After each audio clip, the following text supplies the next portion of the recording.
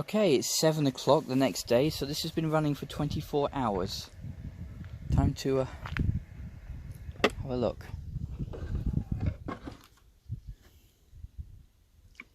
It claims at 30 degrees with 80% relative humidity to extract 300 millilitres a day, which I suppose is about halfway. In the kitchen right now it's about 22 degrees and I have no idea what the humidity is. But we'll measure what it got in the kitchen in 24 hours.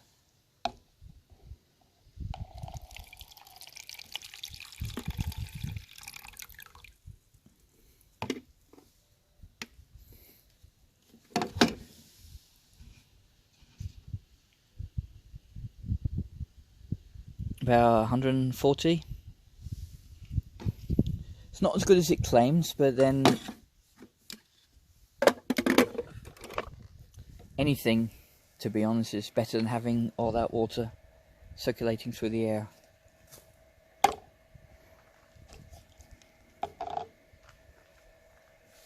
In terms of use, this is what it sounds like when it's operating from a distance of about half a meter.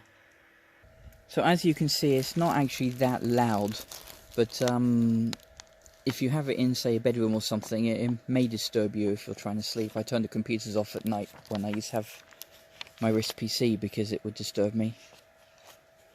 Worth noting in the instructions, it says it's not supposed to be used for a long time. You should turn it off after 12 hours. Yeah. Not going to get the air dried out that way.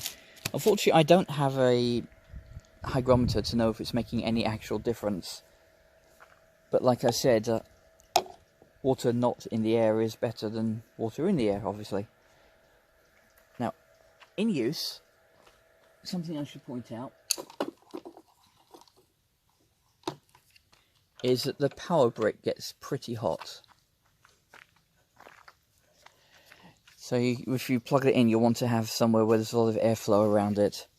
Also, it claims 22.5 watts, but that is measuring on the 9 volt side of it.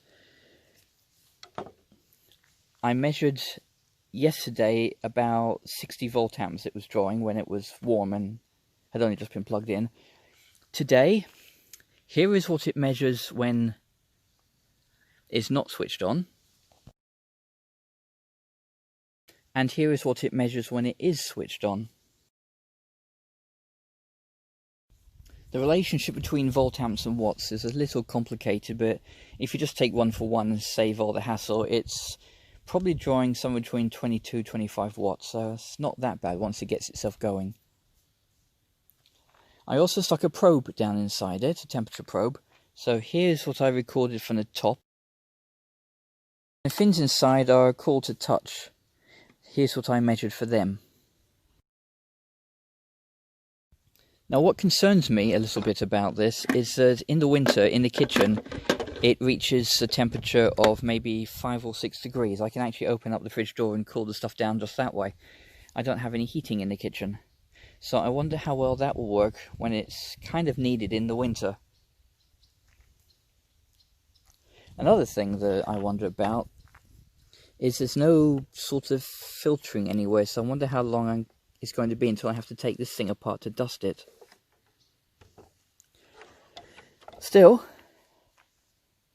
first day, first 24 hours, and it took about 120 mil out of the air, so it's a start. It's better than nothing. As you can see, the fan is a brushless one. It's going to be the same sort they have in PCs. And the Peltier module gets cold on one side and hot on the other. And as long as that doesn't overheat or freeze up or anything, then I don't see why it actually needs to be turned off for a rest. That's just going to be temperature cycling thing and might end up ultimately reducing its life. So I've plugged it back in and, well, we can see if it can take another 120 millilitres out of the air.